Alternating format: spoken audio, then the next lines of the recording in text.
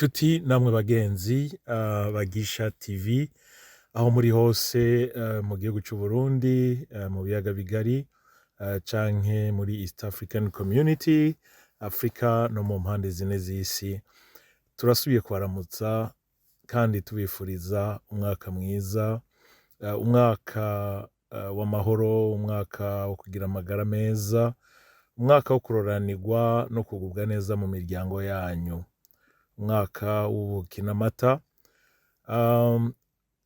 Turabashimiye kuko mwabanye natwe mu bihe bitandukanye mu mwaka uheze, kandi mwagiye muduha ivyiyumviro bitandukanye mu mwaka w'ibihumbi 2021.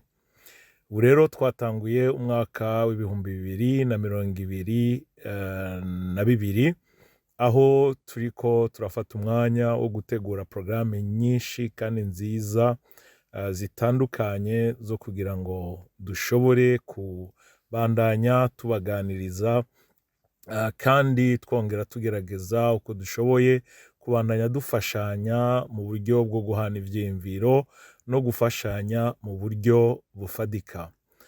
Mu mwaka uheze twari twarabwiye yuko muri uyu mwaka ibiganiro tuzoraba ingene tugenda twongeramwo ibindi bintu bitandukanye kubera ko abantu benshi bagiye babitubaza, bagiye babidusaba.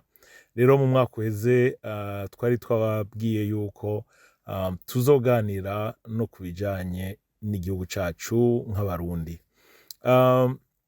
Ikibazo cagiye kigaruka kenshi ahantu henshi twagiye tuganira, iba mu Burayi, iba muri Canada, iba muri Amerika, iba mu Burundi, mu biyaga bigari, aho twagiye duhura n'abantu batandukanye muri Afrika, hagumana cane cane b'abarundi, haguma hagaruka ikibazo gikomeye kivuga ngo kuki umengo abarundi ntidufashanya, canke kuki umengo abarundi ntidukundana.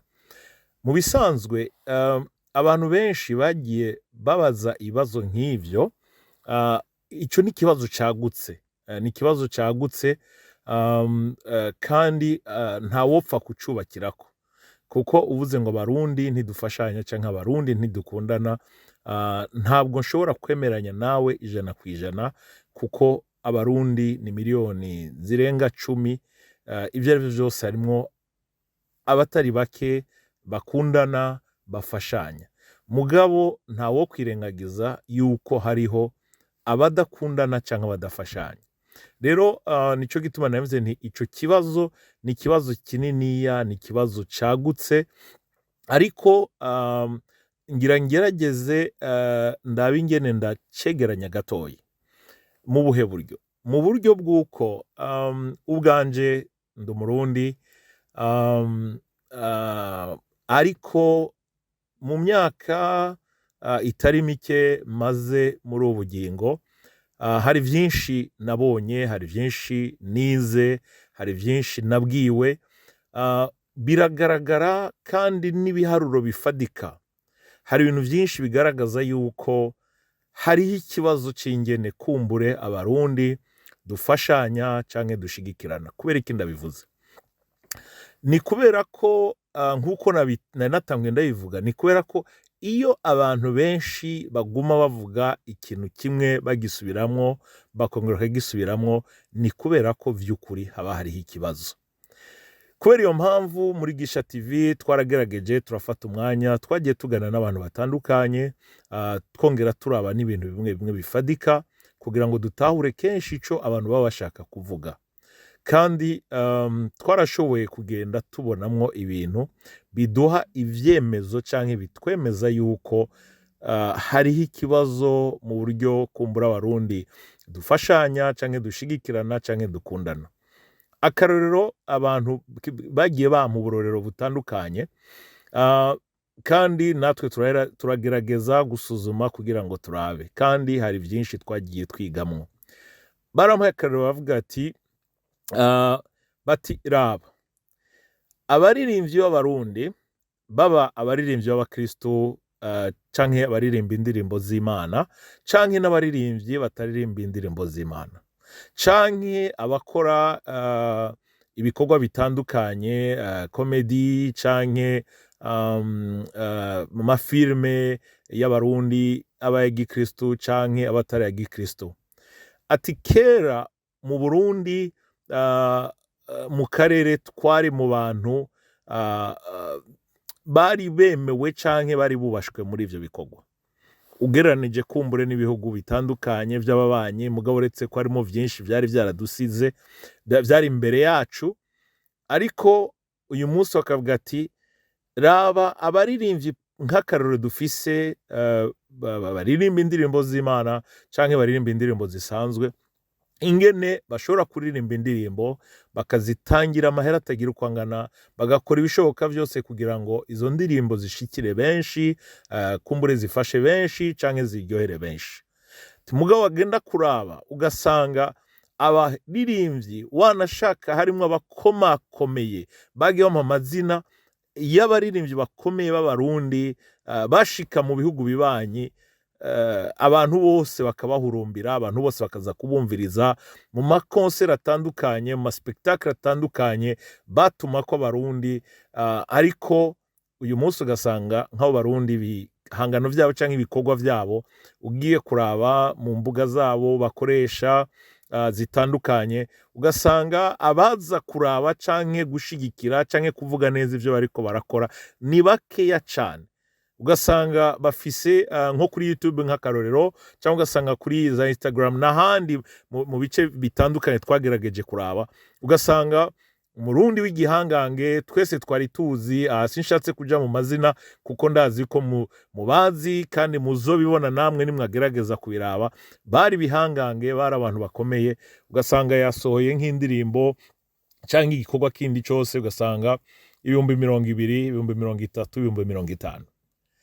Kandi abo barundi nyene mu myaka yahera mu karere abantu bose barabikorako bakabatumako kugira ngo ibe aribo baza kuryosha ibirori bitandukanye.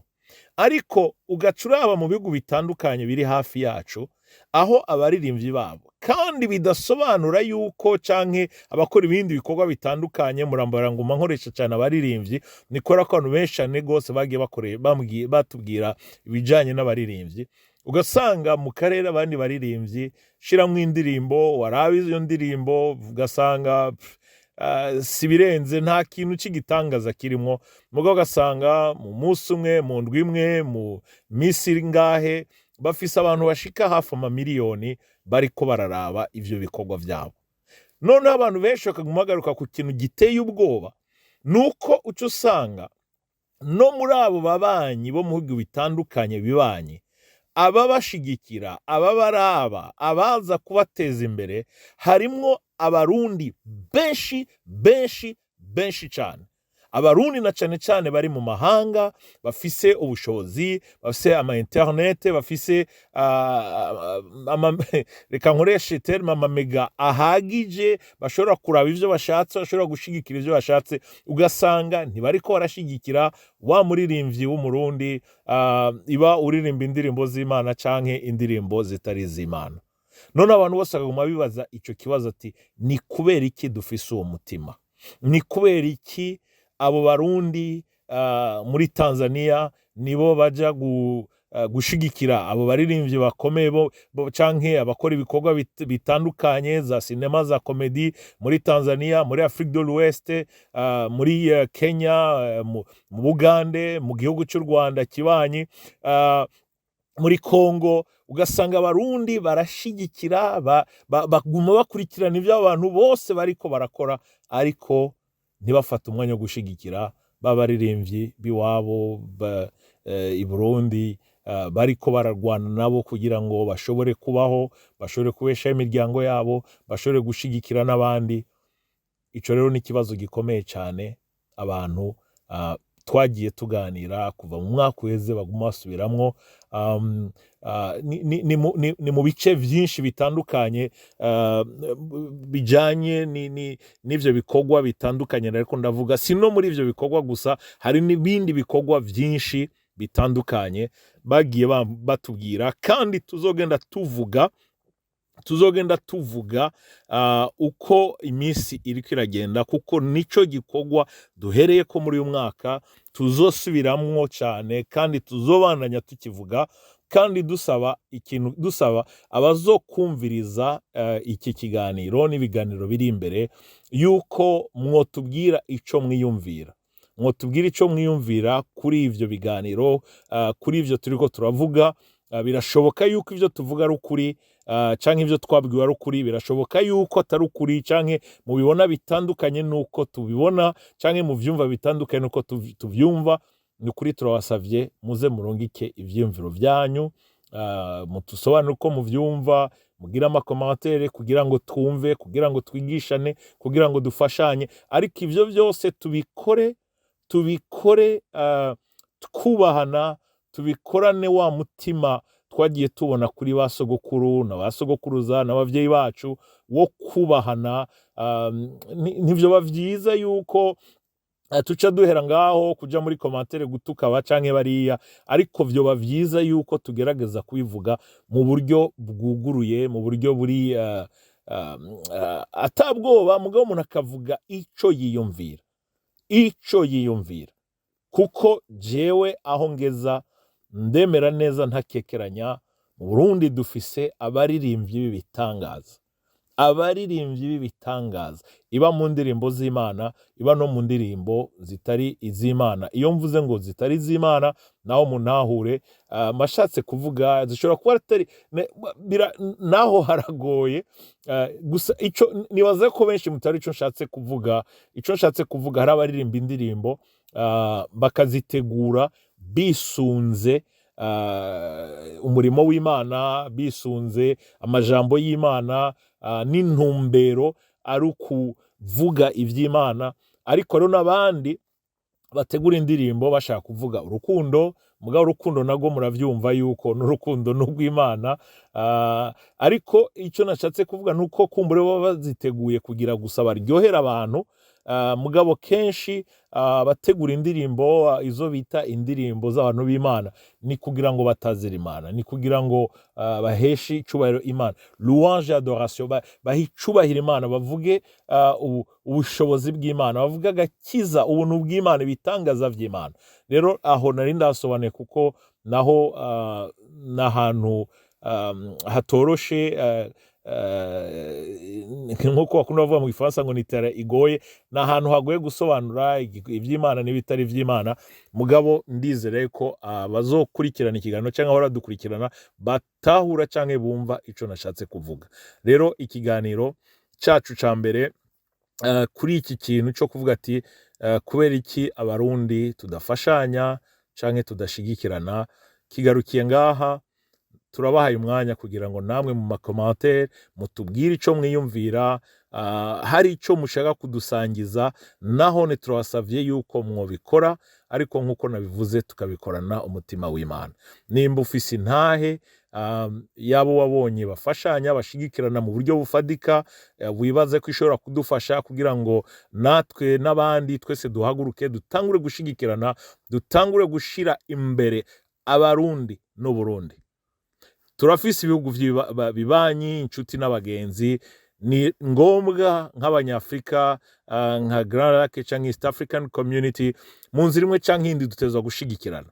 Nta kibazo na kimwe umurundi ashigikiye umunyarwanda canke umutanzania, canke umukenya, canke umugande, nta kibazo na kimwe ariko aramwumviriza canke amunezerewe canke akanezererwa ivyo ariko arakogwa. Ni vyiza, ariko ntivyo bari vyiza kushigikira abandi abiwanyu ukabasuzugura, canke abiwanyu ntugire ico ukoze kugira ngo nabo ubashigikire. Aho niho duhagaze. Niyo mpamvu tuvuga ngo ni vyiza tubandanye dufasha abandi, dushigikira abandi, nta kibazo gihari. Mugabo n'ijambo ry'Imana ratubwira ngo duhere i Yerusalemu. Rero turifuza ivyumviro vyanyu. Gisha TV igikorwa no gushigikira abarundi, no gushigikira abanyafrika, akarere k'iwacu, isi yose. Ariko kubera ko Gisha TV nkuko twagiye tubiganira, bayitanguye basengera, uretse ko n'abandi bayisengera ari abarundi, nico gituma tuvuga tuti reka duhere i Yerusalemu, ariko kitabuza yuko tuzogira izindi programme spéciale z'ibihugu bitandukanye, na cane cane abavandimwe, kuko u Rwanda n'u Burundi tubishaka tutabishaka tutavyemera turamasa, dufise vyinshi duhuriyeko, ibiganiro kumbure bizoza vy'aba muri Kenya, mu Bugande n'ahandi. So mu yandi majana no kuvuga ngo mu nzira imwe canke iyindi, ivyo bihugu vyose hari aho duhurira, hari aho tuzoshigikirana, hari aho dutezwa gufashanya no gushigikirana no gukorera hamwe mu nzira nyinshi zitandukanye. Ariko ico mpagaze ko muri uyu mwanya canke ico tuhagaze ko kuri Gisha TV ni ikibazo kivuga ngo kuki abarundi umengo ntidufashanya, ntidushigikirana. Ikiganiro rero cy'uyu munsi gihagarariye ngaha, ariko kirabandanya mu bundi buryo butandukanye, n'ibindi biganiro bigiye gukurikira, twibanda cyane kuri iki kintu, hamwe n'ibindi bitandukanye twabateguriye muri uyu mwaka w'ibihumbi 2022, kandi twongera tubifuriza umwaka mwiza w'amata n'ubuki. Mwari kumwe na Diamond Mugisha, Imana ibahe umugisha.